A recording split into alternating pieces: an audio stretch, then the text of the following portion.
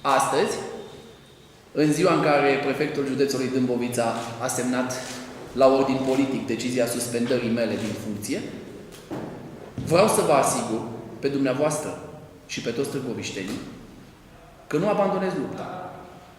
Și vă spun tuturor că rămânem împreună să reconstruim Târgoviștea, așa cum fac de 6 ani. Este o evoluție pe care o așteptam, având în vedere faptul că Victor Sanda și Antonel Jijie au făcut toate manevrele posibile pentru a bloca proiectele orașului. Ani de zile, prefectura a făcut tot posibilul ca Târgoviștea să nu beneficieze de investițiile necesare. Nu voi înțelege niciodată invidia și răutatea lui Victor Sanda și a lui Antonel Jijie, dar vă spun că planul lor, pe termen lung, nu va reuși. Niciuna din manevrele lui Victor Sanda și Antonel Jijie nu m-au împiedicat să demarez proiectele pe care le-am făcut și le-am început în Târgoviște. Nici această manevră josnică nu mă va împiedica să duc la bun sfârșit toate proiectele pe care le-am început și care vor transforma Târgoviștea într-un oraș european. Orașul nostru se schimbă în bine. Vă garantez că voi duce la îndeplinire toate proiectele, indiferent de câte piedici vor încerca adversarii mei politici să mi le pună. Indiferent de grupul de interese din spatele semnatarilor ordinului de suspendare a mea din funcție.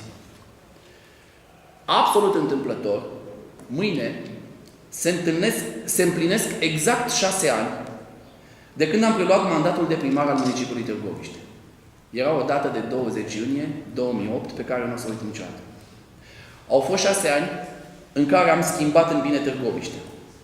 6 ani de succese, de realizări, de împliniri. 6 ani de muncă, 6 ani care au schimbat orașul nostru. Vă anunț că mâine o să atac în instanță ordinul mărșav al prefectului. De asemenea, vă anunț încă de acum că voi candida la alegerile care se vor organiza ca și primar independent. Voi rămâne alături de Târgoviște și de târgovișteni până în 2016. Dacă sunt întrebări, vă răspund cu drag. Când spuneți că este ordin politic, la ce vă referiți? Ce interes politic se ascunde în spatele deciziei prefectului și așa? Întrebați-l pe toți. Și în sinceritatea care îl caracterizează, vă va răspunde. Din câte știu, este un om foarte sincer. Candidatura independent este negociată cu susținerea politică de către partide? Nu. Cine dorește să susțină candidatura mea ca independent, susține Târgoviște.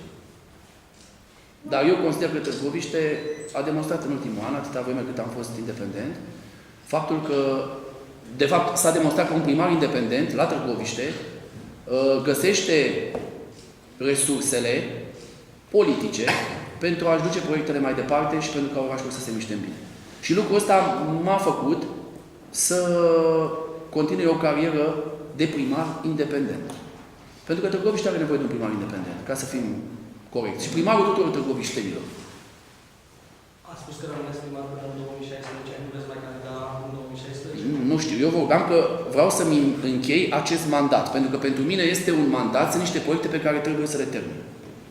În acest sens am spus. În 2016, evident că o să mă gândesc ce o să fac. Dar până atunci o să-mi închei mandatul. Adică, indiferent din ce parte și vor fi cei care doresc să vă susțină, veți fi de acord. Da, eu consider că susțin de fapt Târgoviștea. Pentru că s-a demonstrat și acum că în Consiliul Local am reușit să creez o armonie politică ce are un singur scop. Ducerea la bun sfârșit a proiectelor. Și nu mai suntem blocați. Deci în Târgoviște nu mai sunt proiecte blocate, după cum ați văzut de un an de zile. Și eu cred că în Consiliul Local s-a creat un echilibru și o armonie între forțele politice, în principal datorită faptului că primarul este independent, este echidistant și tratează cu aceeași responsabilitate toate partidele politice care intră în componența Consiliului Local.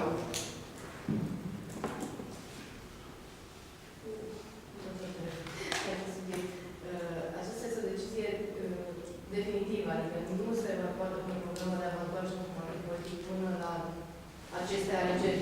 Nu. Și v-am spus de ce. Pentru că eu am convingerea și credința că Târgoviște anului 2000 14 și forțele politice care există au nevoie de un primar independent. Aceasta este armonia de care are nevoie Târgoviște. Pentru a nu mai exista răutățile politice inerente de altfel. Eu cred că sunt un factor de echilibru și am demonstrat că pot fi un factor de echilibru în municipiul Târgoviște între toate forțele politice. Și credeți-mă, am relații corecte și oneste cu toate partidele politice. N-am de ce să nu am, atâta vreme cât se lucrează pentru Târgoviște și în interesul Târgoviște.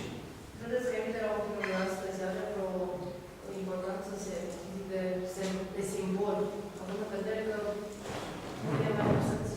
Adică îi credeți în stare să prioriteze o Nu, sunt convins că cei doi au făcut-o special. Puteau să o facă de acum 2 săptămâni, puteau să o facă peste 2 săptămâni. Dar dacă așa au considerat ei că e cadou pe care mi-l oferă de cei 40 de ani pe care îi întâlnesc mâine, să știți că lucrurile astea pe mine nu mă deranjează absolut deloc. Privesc cu aceeași detașare gestul mizerabil pe care l-au făcut cei doi și, încă o dată, vă asigur că eu să-mi termin mandatul la primăria municipiului Târgoviște.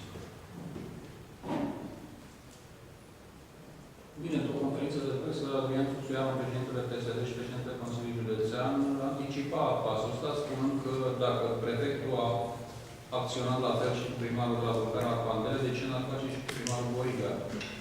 Sunt decizii, sunt declarații, eu le respect pe toate, v-am spus. Eu ce am auzit că am spus. Și până veți începe procedura asta judecătorească, nu mai rămâneți pe funcție? Nu, eu din acest moment sunt suspendat. Din acest moment sau după există, trebuie să treacă pe la secretarul de Nu. Deci, atâta astăzi a intrat hârtia pe fax în primărie, am luat cunoștință de ea, drept urmare, eu din acest moment nu mai am dreptul să mai îmi exercit această calitate. Într-o ședință de Consiliul Local, Consiliul Local va hotărî care din cei doi viceprimari va prelua aceste atribuții pe care eu de obicei le delegam. Și atunci, procedural legal, cine are dreptul să... Păi, nu are dreptul să semneze, nu. Eu vă spun și altceva. De fapt, ca să înțeleagă bine și cum e cu preluarea acestor atribuții. De fapt, să știți că în primărie, city managerul și cei doi viceprimari aveau predate toate atribuțiile. Singurele, adică toate direcțiile, toate departamentele, toate societățile aflate în subordinea Consiliului Local. Deci, oricum, totul era, sau este de 6 ani de zile repartizat. Singurele lucruri pe care legea mă împiedica să le deleg erau acele atribuții pe care Constituția le prevede numai primarului. Cu caz de război, de catastrofe, de lucruri de genul ăsta, care nu puteam să le deleg. Practic, acestea se vor delega în ședința de Consiliul Local. Deci să nu vă așteptați că cine va prelua atribuțiile o să aibă ceva în plus de făcut sau în minus.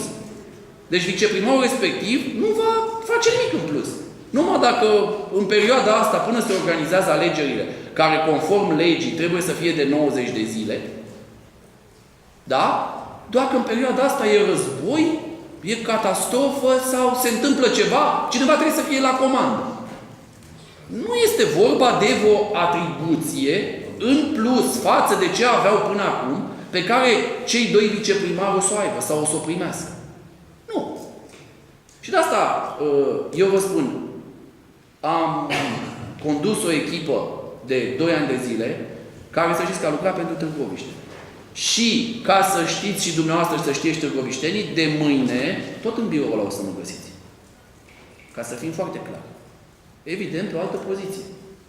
Dar eu tot în biroul acela o să stau, o să-mi duc toate proiectele la bun sfârșit, fie că vrea Victor Sanda, fie că nu vrea Victor Sanda, fie că vrea Antonel Jijie, fie că nu vrea Antonel Jijie, toate proiectele Târgoviștei o să am grijă de ele să meargă. Nu o să le abandonez, pentru că așa au avut domniile lor. La un moment dat o să revin primar. Adică atunci când o să fie alegeri. Până atunci, nu abandonez lupta, nu abandonez proiectele, nu o să plec, ci o să continui să-mi duc munca la bun sfârșit. De ce procesul de activitate? O să fiți informați la momentul respectiv. Nu știu. Discuția asta cu de partea de a fi avocatul, nu prea exista și o altă cale. Cu siguranță. Cu siguranță. Și vă spun un singur lucru. Atâta vreme cât instanța mi-a spus cu păstrarea drepturilor civile și politice, atâta vreme cât eu am dreptul să candidez și voi candida, e clar că a fost o aroganță. Deci nu se interesează. Păi dacă eu candidez, de ce voi candida? Încă o dată. Instanța mi-a lăsat drepturile civile și politice. Și ce a lăsat instanța, și a decis instanța, domnii au considerat altfel. Încă o dată. Dat până la următoarea alegeri de 90 de zile. Unde se face această... Hotărâre de guvern. Guvernul stabilește data alegerilor. Nu mai se face acea contestație, nu știu, La Tribunalul Dâmbovița. Domnule primar, după 6 ani ați ajuns la concluzia că un primar de municipiu trebuie să fie independent, să nu fie afiliat în partid, ca să poată să-și facă treaba așa cum scrie la carte. Fiind membru de partid, eu asta am înțeles, e mai supus la unele tracasări, unele ordine, comenzi și, mă rog, ce mai intervine acolo, nu? Așa, asta ar fi traducere. Acum nu vreau să generalizez, dar eu să știți că am exemplu, sau hai să spun, dăm 2 exemple din România, unde, datorită independenței primarului, lucrurile merg. Acum poate că au fi și niște calități pe care eu le am, umane, astfel încât am reușit să strâng în jurul meu Consiliul Local și să ne ducem proiectele pe mai departe. Că e important să ai și aceste calități. Toată lumea știe că eu nu sunt un om cu care să nu se poate discuta, nu sunt un om cu care să nu se poate negocia, nu sunt un om obtuz, nu sunt un om rău. Eu sunt un om care întotdeauna am fost deschis discuțiilor cu toată lumea. Și probabil că și acest aspect a contat la Târgoviște. Nu știu, și mie mi se pare, de exemplu, că la Sibiu lucrurile merg bine, în Consiliul Local. Mi se pare că la București lucrurile merg bine, în Consiliul General. Și sunt independent. Și am dat 2 exemple ca să fie și dintr-o parte și din cealaltă, să nu se creadă că am eu vreo, nu știu, aplecare. Sunt 2 exemple de primari care iau 75%. Și mâine dacă ar fi alegeri. O să cereți pe cale de urgență suspendare? Da, ordonanță prezidențială. O să cer, bineînțeles. Și în afară de contestarea? Da. O să fie 2 lucruri. Dar, încă o dată, astea sunt niște proceduri juridice pe care le fac din mândrie și indemnitate.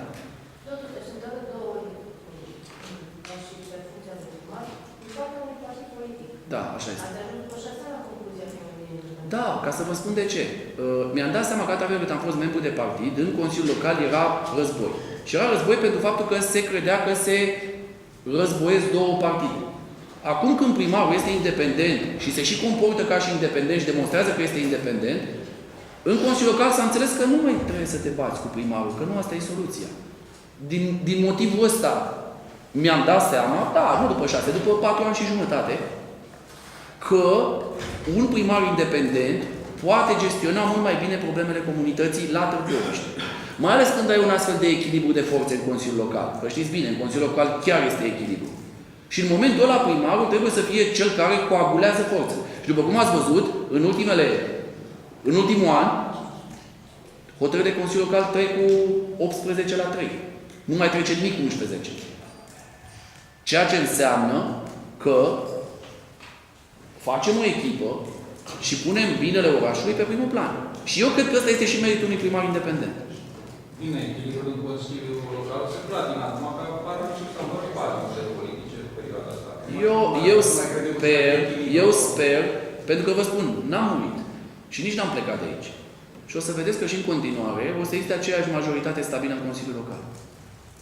În aprobarea hotărârilor de Consiliu, în luarea deciziilor și în ducerea pe mai departe a proiectelor. Bine, trebuie să acționați repede, pentru că unii sunt amatori de cer, să nu cerți de tot spărul în primărie. Eu vă spun că, încă o dată, consider că am lăsat la primărie o echipă, o atmosferă stabilă și lucrurile vor continua în același sens cu mine aici. Chiar dacă, datorită viselor a 2 oameni, sunt suspendat în acest moment, din funcția de primar.